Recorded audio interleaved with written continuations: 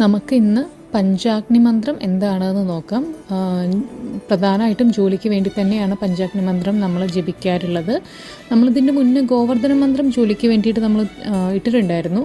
അത് ജപിക്കുന്നവരാണെങ്കിൽ ഇതും കൂടി ചെയ്യണമെന്നില്ല, ഏതെങ്കിലും ഒരു മന്ത്രം ജപിച്ചാൽ മതി. അപ്പോൾ പഞ്ചാഗ്നി മന്ത്രം മെയിനായിട്ട് ഒരു നല്ലൊരു ജോലി കണ്ടെത്തുക, അതുപോലെ തന്നെ പ്രമോഷൻ നേടുക, ഓഫീസിലൊക്കെ ഉള്ള സഹപ്രവർത്തകരുമായിട്ട് ഉള്ള ബന്ധം മെച്ചപ്പെടുത്തുക, നമ്മൾ ചെയ്യുന്ന ജോലിക്ക് അംഗീകാരം നേടുക, ഇതിനൊക്കെ വേണ്ടിയിട്ടാണ് പൊതുവെ പഞ്ചാഗ്നി മന്ത്രം ജപിച്ചു വരാറുള്ളത്. ഇത് 108 തവണ കണ്ടിന്യൂസ് ആയിട്ട് 14 ദിവസമാണ് ജപിക്കേണ്ടത്. രാവിലെയോ വൈകുന്നേരമോ നിങ്ങൾക്ക് ജപിക്കാം, പക്ഷെ തുടർച്ചയായിട്ട് 14 ദിവസം ജപിക്കണം. ശുദ്ധവൃത്തിയോടുകൂടി വേണം ഇത് ജപിക്കാൻ. സ്ത്രീകളാണെങ്കിൽ ആ ഒരു സമയം 14 ദിവസം നിങ്ങൾക്ക് കണ്ടിന്യൂസ് ആയിട്ട് ജപിക്കാൻ പറ്റുന്ന സമയത്ത് ഇത് ജപിച്ച് തുടങ്ങാവൂ. പിന്നെ ഏതൊരു വീഡിയോ ചെയ്യുമ്പോഴും അതിൻ്റെ അടിയിൽ കുറേ പേര് വന്ന് കമൻ്റ് ഇടാറുണ്ട്, ഇത് മാത്രം